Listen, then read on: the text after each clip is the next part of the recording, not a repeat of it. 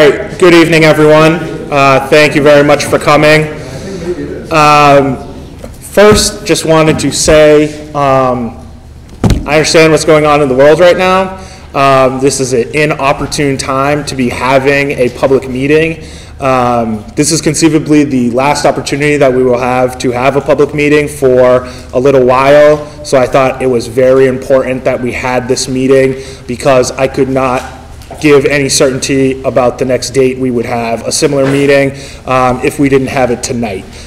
So the council president will be addressing a couple items on that later on. But tonight we are here to talk about the Center Business District project, which we are very excited to begin and to break ground soon. We have here representatives from Gioso, who is the contractor that will be performing the work, as well as Woodard and Curran, who has helped us with the engineering of the project, and our Public Works Director is here as well as members of the council. The purpose of this meeting tonight is to go through the current proposed timeline for the project, walk through the phases, and put some of the potential impacts out there. But this is an opportunity for the community to ask questions of the contractor and of the town itself concerning this project, so we can try to answer some of these questions beforehand. That said, it will be very clear through this presentation that we are here and able to attend to the issues that pop up in the community due to this project. We are listening. We want to know when issues come up. We have a fair amount of line of communications of how to display messaging and how we can answer questions, but we don't want the community to feel like they were left out of this process. This is a big project, and we want to make sure that people know what they can expect with a project of this size. So with that, I'm going to ask Art Leventis from Woodard and Curran to come up here to do a brief presentation concerning the phasing of the project. Thank you.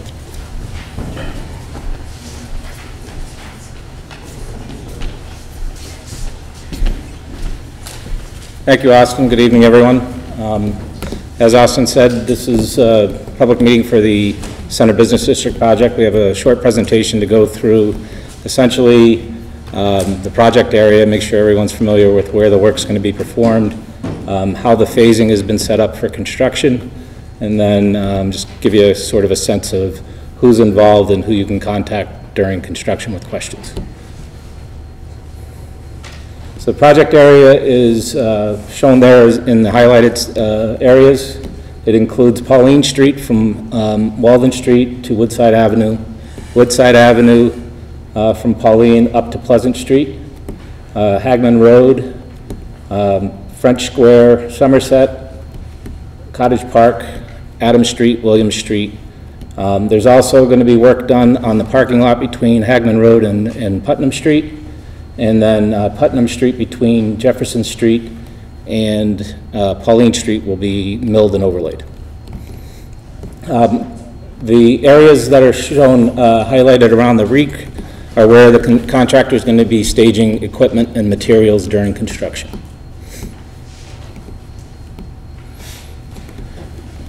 Again, these are the project limits. Kind of went through them already, but just quickly, it's Pauline Street, Woodside Avenue, Somerset, Bartlett. I think I might have left that out previously. Cottage Park Road, Jefferson Street, just up to Putnam Street. Oh, sure. All this is available on the top website already.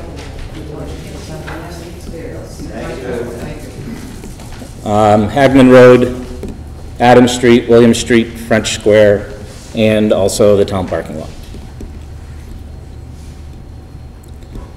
The goals of the project are to replace failing sewer mains, reduce maintenance issues, and increase capacity. We're also going to be replacing all of the drainage infrastructure in the area. We're going to be upgrading it. It's undersized currently. It is also aging. Most of the water mains in the project area are unlined cast iron mains. Those will be replaced with new cement lined ductile iron water mains. All of the sidewalks within the project area are going to be replaced with new concrete sidewalks. Within the Center Business District area, there's also going to be a little bit of a decorative addition to it, similar to the bricks that you have, but it will be more of a concrete surface, kind of that's made to look like brick. Everywhere where where we're replacing sidewalks, we're going to be providing new accessible ramps to improve access for disabled pedestrians.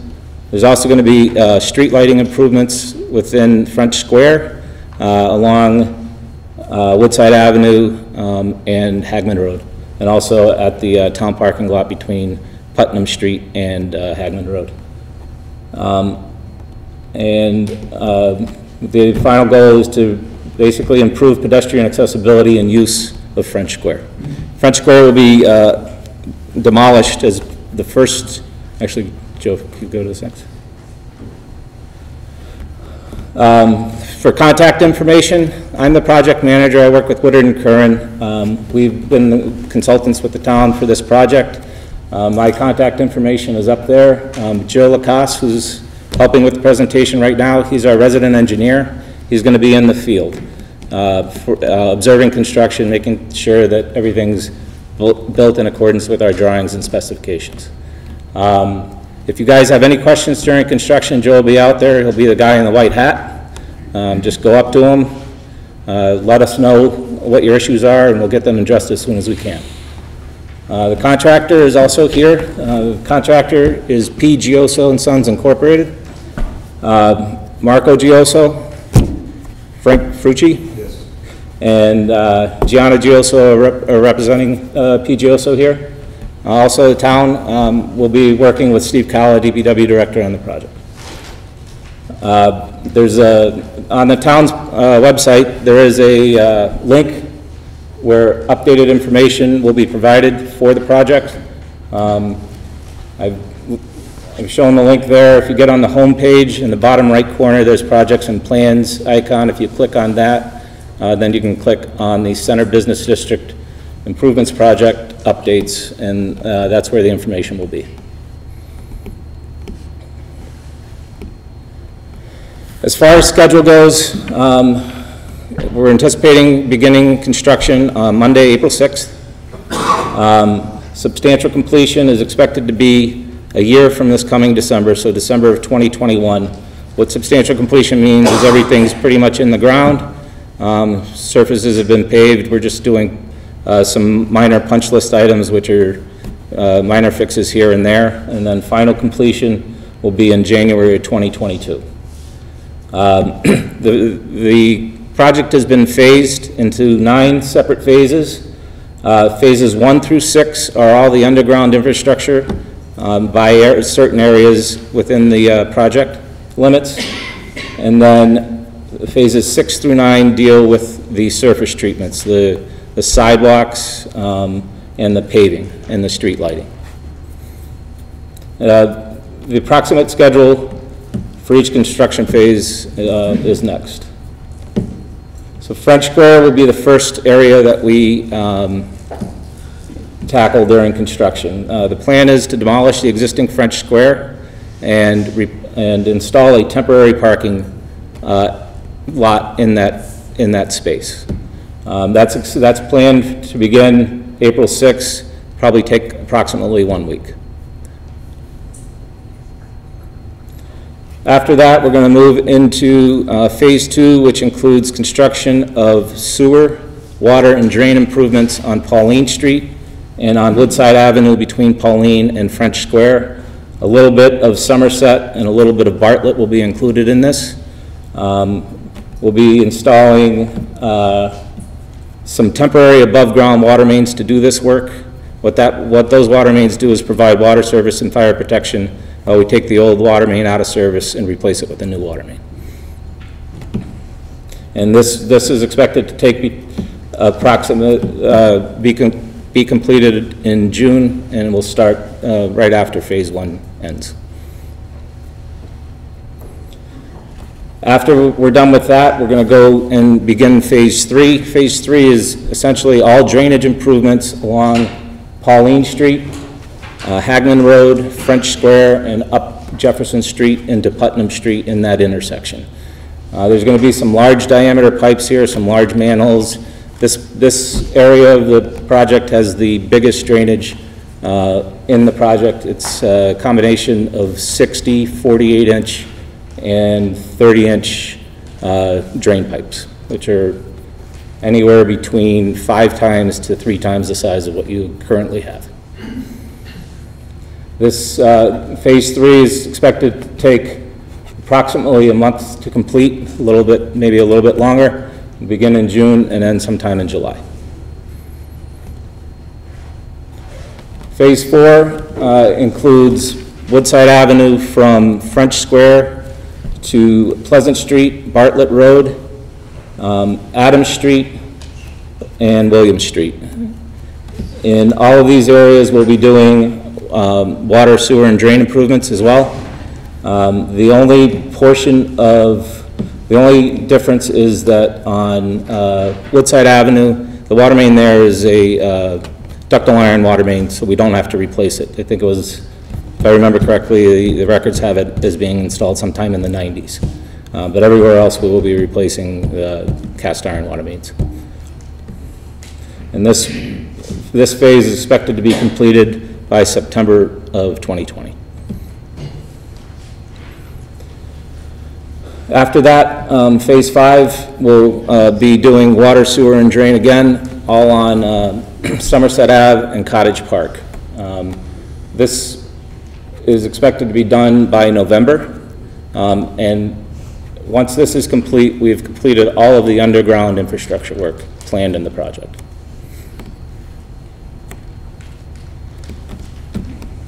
After phase 5 is complete, there'll be a winter moratorium planned. That's the plan currently. We'll be back in April of 2021, and that's when we will essentially start the process over again and go back to Pauline Street, Woodside Avenue, and do the curbing, sidewalk, and lighting improvements. There'll be some changes to how the sidewalks are laid out. There'll be some bump outs at the intersection of Woodside Avenue and Pauline Street with some landscape work. And this is expected to be done by May of 2021, this portion of the work. Next, we'll be doing sidewalk, lighting, and curb improvements along Hagman Road, French Square, some along Putnam Street and on Jefferson Street. The same process as before, and it will be completed in June of 2021. After that, we'll move over to Woodside Avenue, Bartlett Road, Adams Street, and William Street. Again, we're going to be doing sidewalk improvements, curbing, and some street lighting down close on the portion that's closest to French Square, kind of up to about La Siestas, I think is where the street lighting improvements end in this area, and up, I think, as far on Bartlett Road up to the Bank of America. This phase is scheduled to be completed by August of 2021. And then phase 9, we'll be doing just sidewalk improvements and curbing improvements. There's some minor lighting improvements on Somerset up to about Cottage Park. And this phase is expected to be completed by September of 2021.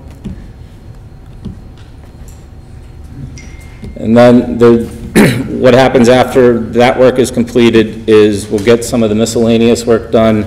All of the roads in the project area will be reclaimed. What that means is that the pavement, existing pavement, will be ground up and graded, and then a base course pavement of approximately 2 inches will be placed down on all of the streets. That process is phased so that the Pauline Woodside area will be done in the first week of September 2021, Hagman Road, Jefferson Street, and Woodside from French Square up to Pleasant Street will be done in the second week. Bartlett, Adams, and Williams will be done in the third week of September. And then finally, Somerset Cottage Park will be done in the fourth week. Once the base course pavement is down, we'll go through and put the wearing surface on it, which is just the top course that everyone sees when they drive around. That's expected to take about 2 weeks. In that time frame, we will also be milling and paving Putnam Street between Pauline Street and Jefferson Street. And then line striping and signage will follow that work. That should be done by October of 2021. And then the surface treatments at French Square will be constructed. There's some landscape work going on there. There's some seating that's going to be installed. And that's going to take place in October and November of 2021. And then the final 2 months of construction will be just punch list items, site cleanup, and demobilization from the site. What can you expect? Unfortunately, every construction project has noise, dust, dirt. Heavy trucks and equipment are a necessity to get this work completed. Temporary pavement goes down to try and restore the roadway as best we can, but sometimes that's going to be rough. There's going to be inconveniences due to traffic and delays. As the work's going on, because the roads are so small, there will be road closures. Portions of the work will be closed. They'll only be closed during work hours, which are typically 7 to 3:30, and then they'll be reopened at that time. There's going to be temporary disruption of water service, telephone service, TV service. Your water service may be planned to be temporarily interrupted. You will receive a notice for that within about 2 days prior to it occurring. If you have an outage of water and you did not receive a notice, that means that we hit something that we weren't expecting, and we're going to return that to service as quick as we can. Telephone and TV service, if they go out, it's only because something got hit by accident or wasn't known. And those will be repaired as quick as we can as well.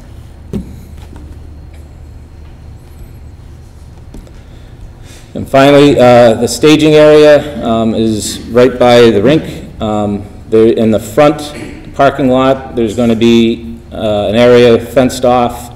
The stairs from Walden Street will still be accessible. There'll be a path around the staging area so that there can still be access to the rink from there.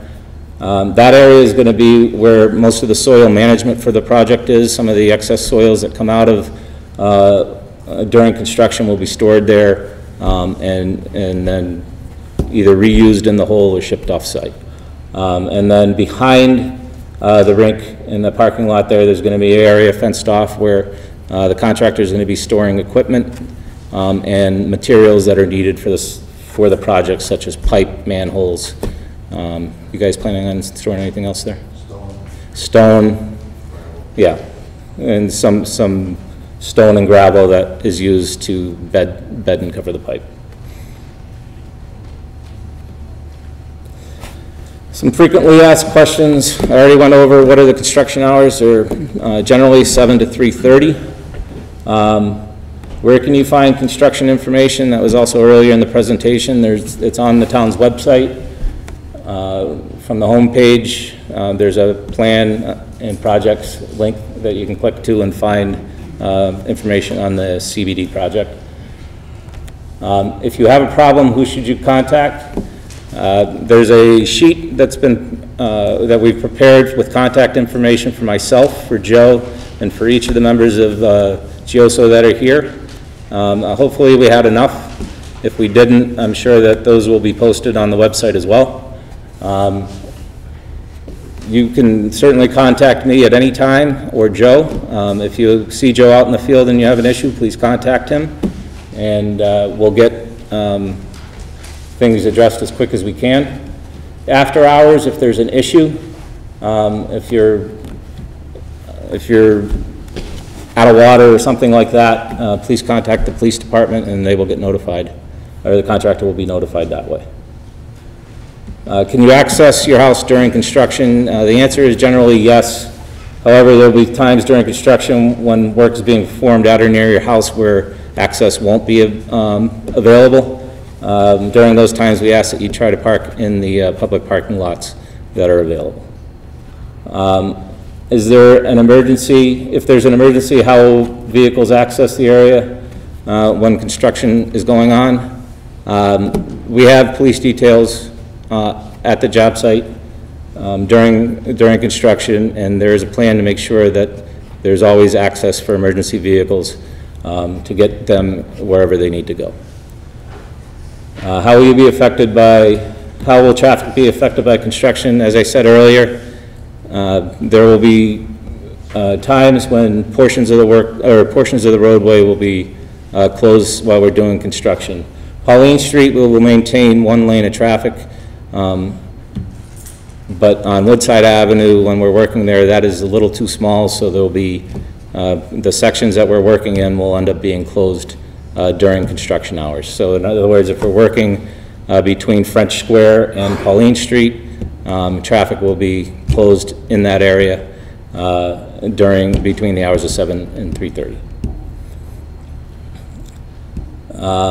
And then finally, what can you do to help?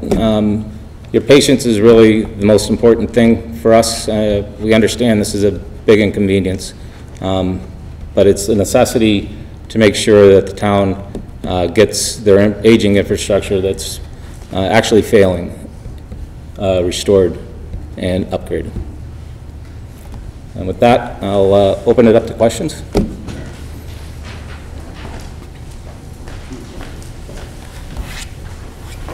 Yes. Yeah, the staging area down at the Larson Rink. Yep.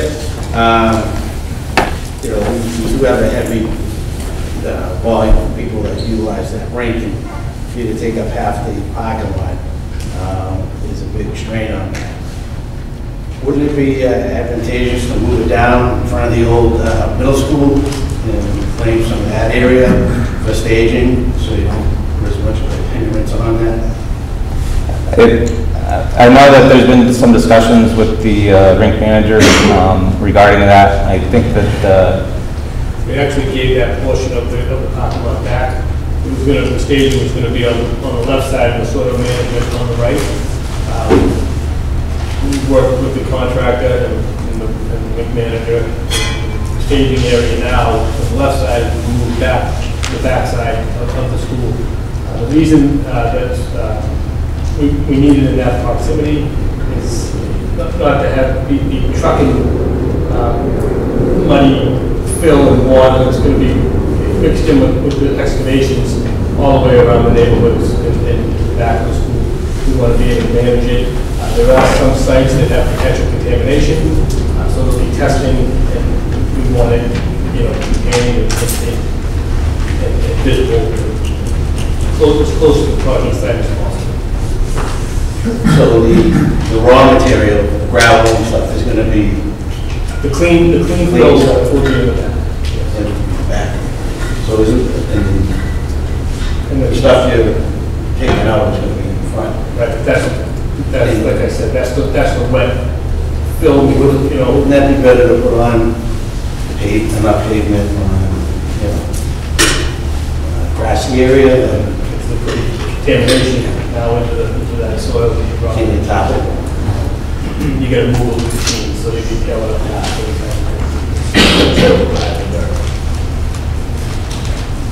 Just a quick follow-up to what Rich was saying is, I understand that you need soil sampling and it's going to be muddy. Why wouldn't the perfect site be at the E.B. Newton lower parking lot where it's not affecting anybody? It's a lot self-contained. If there is contaminants, it's not everybody else isn't driving over it to get into the rink or whatever. As the trucks go into the rink, they're going to leave crap on the parking lot. Now, if it is contaminated, you're going to be possibly infecting other vehicles that drive by that bring it around the neighborhoods. Why wouldn't you just use a self-contained parking lot that's also right in the corner? I think that the intent was to try and stay away from a lot that had been just recently rebuilt. I know that has been used in the past, but there's been a lot of work that's been done there.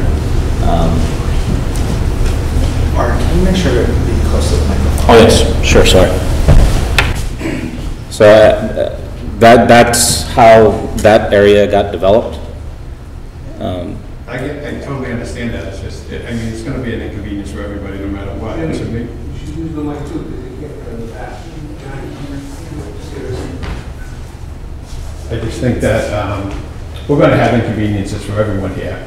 The fact that we did that lower lot approximately maybe 6 or 7 years ago, or whatever the 10 years, I'm not sure, but it's been a little while. It just makes it a little more easier for one facility in the town to continue without too much interruption, and you're using half a lot where there's going to be contaminants, if there are, that's going to spill over into the regular lot. We have an area that's basically the same size, that's self-contained. It just seems like an obvious choice.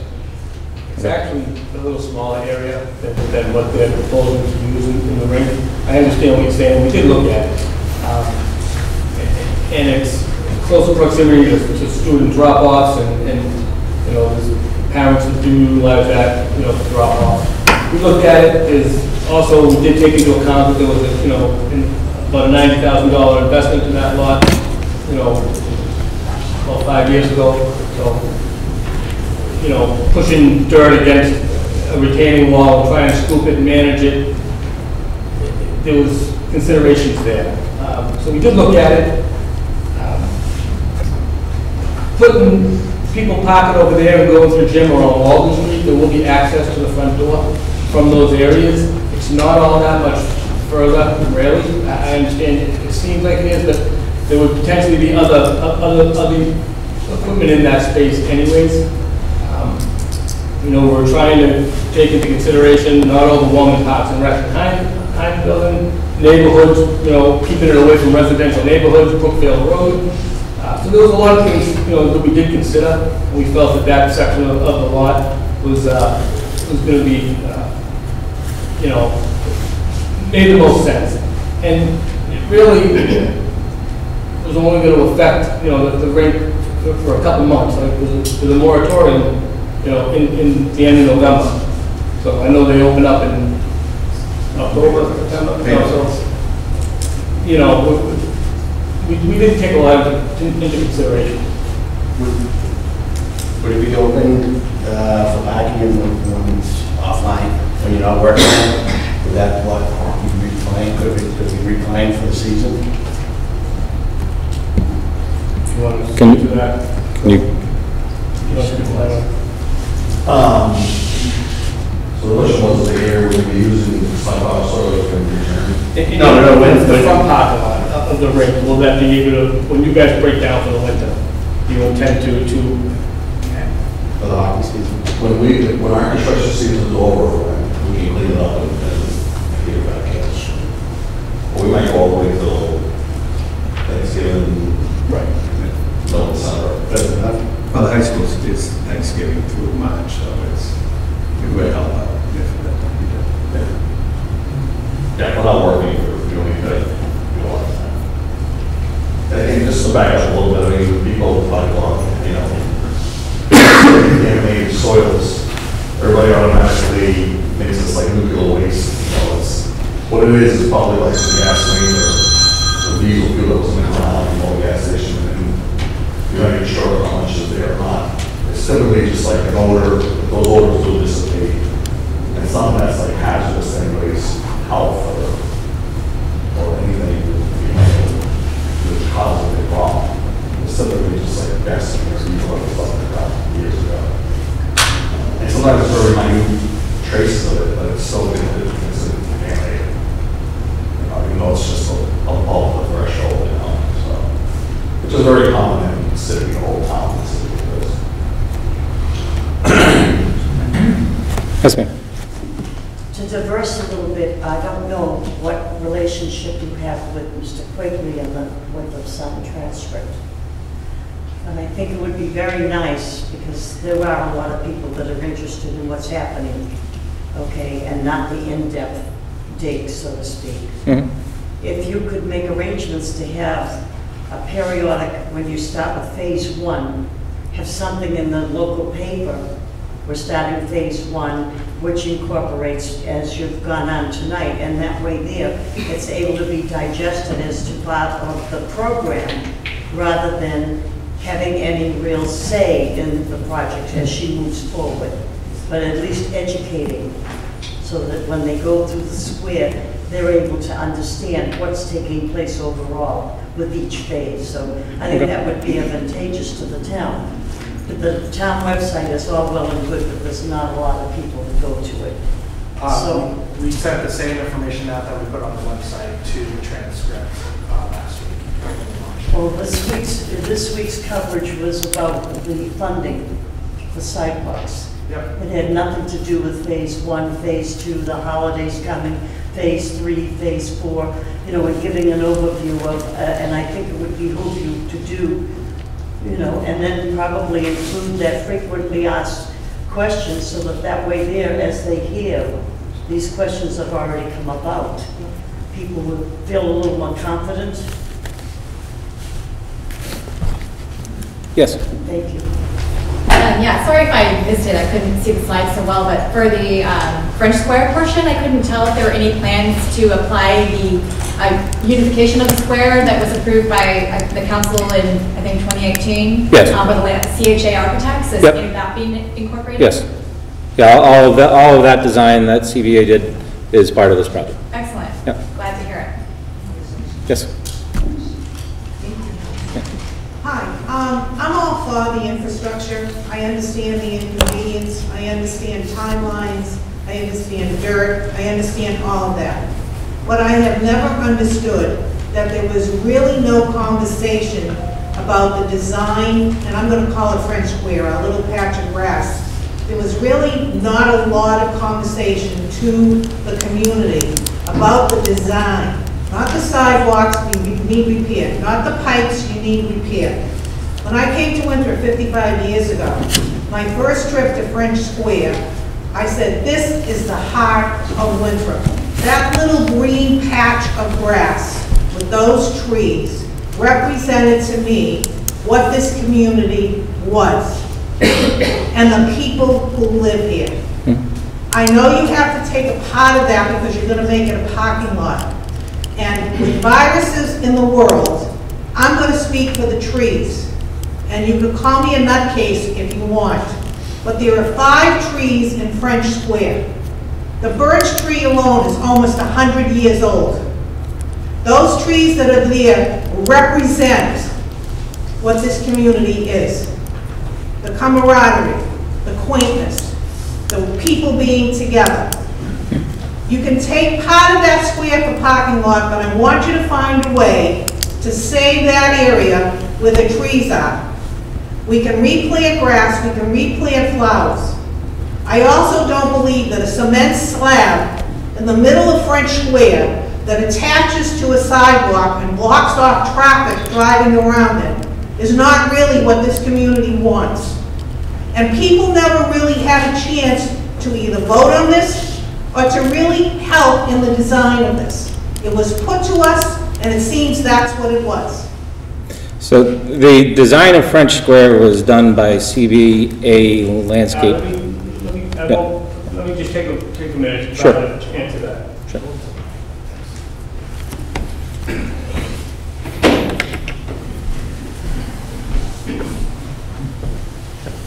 Good evening, Steve Calla, DPW Director. I just want to kind of respond to your concerns, and I understand them. I don't know that the design engineer can really answer, you know, your concerns about having input on that stuff. I've worked through 3 administrations now on this project. This project actually started as a much smaller scale project back in 2014 or 15 started. Actually, I think even maybe 13. And you know, the project kind of evolved from there into what we have today.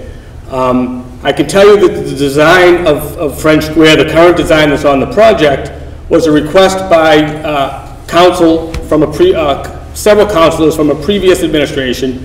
That design, so there was funding made for the landscape architect to come in. That design was presented, and it was actually voted on by council to be, it was approved. It was voted on to be incorporated into the project. And that same design is what's in front of us today. Your concerns about trees, the last thing we want to do is remove trees. I can tell you that that birch tree that you're concerned with, it's actually not 100 years old. It was actually replaced several, probably about 10 years back, because the first tree that you maybe are thinking of was diseased. It was removed. Another birch tree was put in its place. Mr. Richard Demento was part of that process. The current birch tree is also failing. It's not a healthy tree as you may think. We did look at replanting the second larger tree in French Square, and we got a cost of about $60,000 to transplant that with no guarantee that it would survive. The root balls on those trees are essentially the same size as the canopy. So we did investigate all that. Nobody wants to cut down trees, but the replanting of it without the guarantee of it surviving didn't seem financially feasible to the administration, and it was decided that those trees were not going to be transplanted. They were going to be removed in the process. So I just felt that I had to stand up here. Really, the engineer can't really answer the questions as to the town's operations and how we got to the design today. He was given a design to incorporate into the project.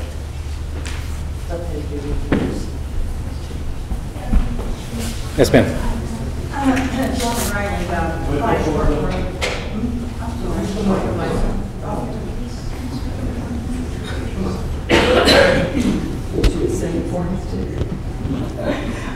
Donna Segretti Riley, 30 College Park Road. And I really hate asking this question, I really do. But with the construction, can we expect rodents when you dig up, the streets? And if so, what are the plans for any rodent control? Do you want to handle that, or? It happens sometimes. You're excavating, old sewers and you're disturbing the earth and rodents hiding in the earth. So it does happen sometimes. We have rodent control.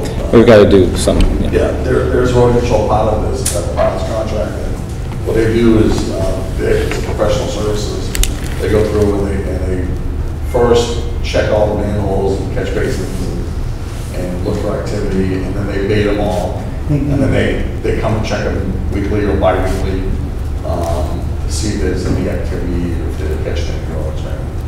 I would say if you see an increase in rodents, you should definitely let somebody know, and then we'll get those people back out there and concentrate on an area. Sometimes they put traps up on the ground that are pet safe, but will catch rodents in certain areas, and they'll double up on the bait and catch basins and animals.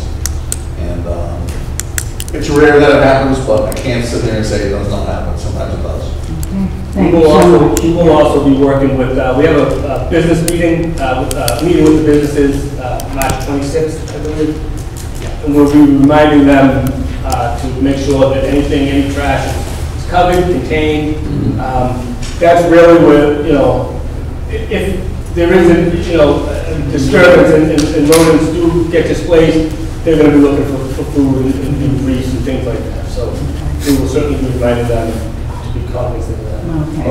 We do this work every single day in all kinds of cities and towns. When we're excavating, it's not like we see rodents running everywhere. It's not like crazy like that. Okay. Thank you so much, I appreciate the answers. Thank you.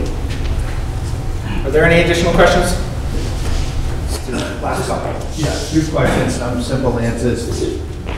Starting in April, we should expect holidays. You would not work just that single day, Memorial Day, 4th of July, Labor Day. Correct. You'd be working the rest of the week, I guess. Okay. Yeah, so we're a union contractor, so we don't work any holidays. We don't work weekends. The good news is for people who work, you'll probably be gone before you see us, and we'll be gone before you get home, because we work 7 to 3:30. For people who are home during the day, I mean, you always have to deal with us. Yeah. And just for some clarification, so as far as French Square goes, the initial project would be to put a, whatever it is, 24-car parking lot temporary, Correct. which will extend to Samuel's. So that turnaround, That will not be. that sidewalk that's right up against that building remains, and the parking lot begins right at there. But basically, people coming down Woodside from Pleasant would be going, from Pleasant, would be taking a left starting in April up Poplar. They would not be going around French Square to get back. You can still go through that circle. It's going to actually function like it would when the new square is in place, where you can come down Woodside, take a left in, and then go back out Hagman, and that parking lot will be contained in that area. Right, but there's not going to be that turnaround. It won't be Correct, we won't have that. Right, okay. As far as businesses are concerned, as far as trash pickup, deliveries, all that stuff. Those get coordinated. I'm sure we will be discussing that at the meeting with the businesses, but those will get coordinated with the contractor in advance. And I mean, as with every project that gets done, we make sure that they get access, or the contractor just brings the barrels out to them. Obviously, businesses may have dumpsters, but we'll make arrangements to make sure that occurs. And as far as like phases with multiple streets, you're only going to be working on one street at a time, or would you be closing 2 streets during the project at a time? No, I mean, we've been talking about the phasing that's there. That's what we've all scheduled. That's what we've had the contractor schedule, so they'll be working. Like phase 4, I think, had 4 streets on it. Would you be doing 1 street at a time, is my question. Yeah, from an excavation standpoint, that would be the case. Like major work on one street, like minor work on the other streets. There will be instances, more than likely, where they're excavating the roadway, but on another street, they may be putting above ground water mains. Exactly, like that. Which would still maintain the road access, but there will be people working on it.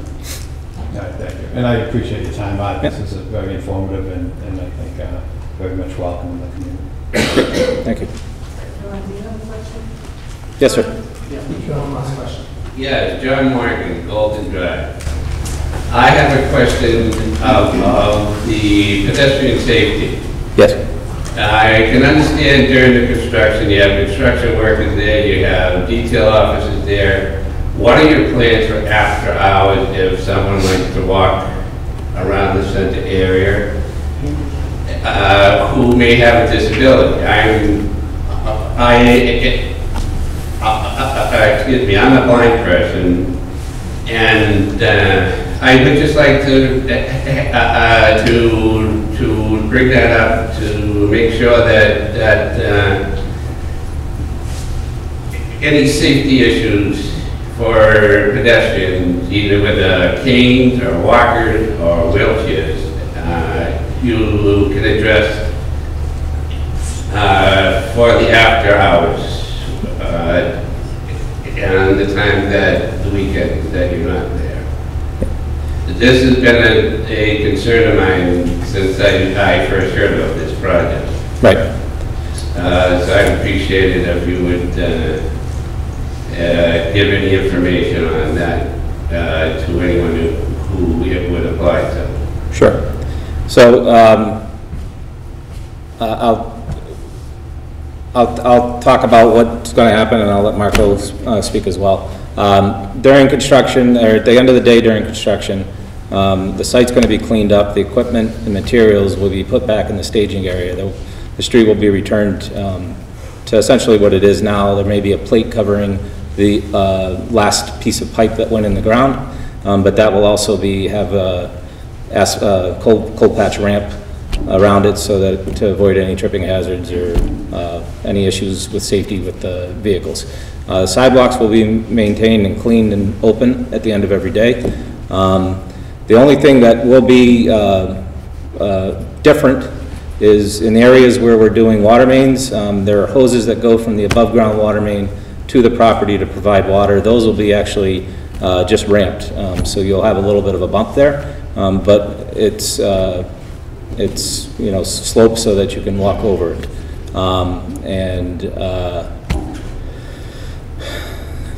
Can't think of anything else.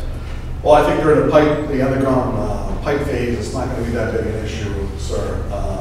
The sidewalks will be open and we have to cover any excavation at 90 steel plates, that's by law. So it's going to be pretty tight. You are going to run into some issues when we start doing the curbs and sidewalks. So yeah, so thank you. But when we do that, what we do is we do one side of the street first, we do all the new curb and sidewalks, make sure the pedestrians have place to walk, such as yourself, and then once that side of the street's done, we do the other side. So we would not tear up both sidewalks on the street simultaneously. We do them half at a time. But we were just torn up, you can probably have to cross the road and get on the side that's accessible. So the curb and sidewalk work is going to affect pedestrians a little bit, absolutely. Although we will have things ramped, then you can walk on and stuff. But what we will commit to as well, like we did on the work on Revere Street, we will certainly reach out to anybody that we know that has potential vision issues. I mean, when Revere Street, we called the Housing Authority, Pegline was able to get in touch with you and let you know what side of the street we're working on and where the hazards currently. We can certainly commit to that during the sidewalk phase, if that helps. And if we can get, maybe we can get personal information so we can get them direct email or direct. We'll work on that. My concern is it also benefit a lot of other citizens that really don't think of the issues that I come upon. Absolutely. Dottie, last question. Yeah, my question is you're working in the phase around Pleasant Street, Pauline Street. Mm-hmm. Okay, is this tying in with your project as far as the flooding of Walden Avenue and the Ingleside Park area coming down? Will that be alleviated, or is this strictly replacing ongoing existing plumbing or piping? We had done some upgrades on contract 3 on Walden Street and in Ingleside Park, and there's still work to be done. We're actually still trying to get a project in Ingleside Park, Christmas drainage project in constructed. This work was tied into previous work that was done in contract 3, and then it'll also be built upon. And everything we're doing now will be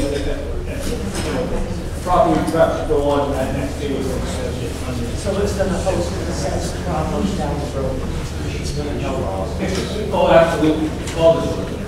Absolutely. Okay. So I hope we answered a fair amount of questions tonight. That said, don't stop asking them. My door is open. We have a website set up for this. My office can take calls. Steve's office can take calls. All of this information will be available to anyone in the community. I'll send this presentation over to the transcript to see if they'll print the whole thing. We want everyone to know as much information as possible and be as fully informed as possible. But again, the questions don't stop here. So if in 10 minutes you have a question, please send it over. We have time to answer these things now. And I don't want people to feel like they don't have the opportunity to ask a question. I know tonight is some interesting circumstances and it's going to keep being that way for a little while, but that doesn't mean we can't respond to issues that come up or concerns that the community has. So with that, I turn it over to good council president Phil. Thank you, Austin. And good evening, everyone. It's good to see you, and I know there are questions about the coronavirus because I've been getting them all day and possibly all week. So in an effort to be transparent and communicative with the town of Winthrop, I wanted to tell you a few things tonight because we've been getting a lot of questions. I want to thank our town manager and our town health department, Meredith Hurley, for actually being prepared for this thing that is certainly going to be coming our way. And they are constantly in a state of preparedness, getting information from the state, from the federal government, from the CDC as to what's going on to affect and give the answers to the people of Winthrop as to what's going on. So don't, get the rumors off of Facebook. If you're going to try to find out what's going on with the coronavirus in Winthrop, please look at the town website, because the town website will constantly be putting things out. At the present time, we do not have a positive person with coronavirus. There is not one person in the town that is tested positively. So we are pretty much isolated from Boston and many of these other towns just because of our locale and how our town sits. We do have one person who has quarantined herself, and the reason that she quarantined herself is not because she has the symptoms, but because she was in contact with a child from another town that she was taking care of that tested positively. So that person is self-quarantined. There are no other cases, and we do not have a community spreading of this coronavirus disease in the town of Winthrop. But it's a rapidly evolving disease, and we keep getting told, even though we don't have anybody now, it's sure to come. That they're predicting that millions of people across the nation are going to be affected, and there's no reason why some people in Winthrop won't get affected. Thank God they're not yet, but we have to take every precaution to make sure that they're not. And those precautions mean that we're going to cancel a lot of public meetings. This is going to be the last public big meeting that we are having for a while. We're canceling the spring forum that was scheduled for the 24th that is coming up in a week, so that will not be held. The council meetings will still be held because the council has to take care of the business of the town. The town is not closing down. The town is going to continue to operate. We want everybody to be aware that there were meetings all day today with the department heads preparing for any possibilities. Myself and Austin and the superintendent of schools and our health official, Meredith, met this afternoon. We were in constant contact with people from state and federal, and we are getting a call at 8:30 tomorrow morning from the school department, state health department, and at that time we're going to make a decision. So I'd ask that you wait and look at your town websites. Tomorrow by noontime there will be a decision that will be made as to whether or not anything in town will be closing, whether or not anything in town will be going on to a skeletal type situation, whether people will not be working from town hall but from their homes. That decision will be made, and it will be an executive order tomorrow at noontime, just so that you're aware.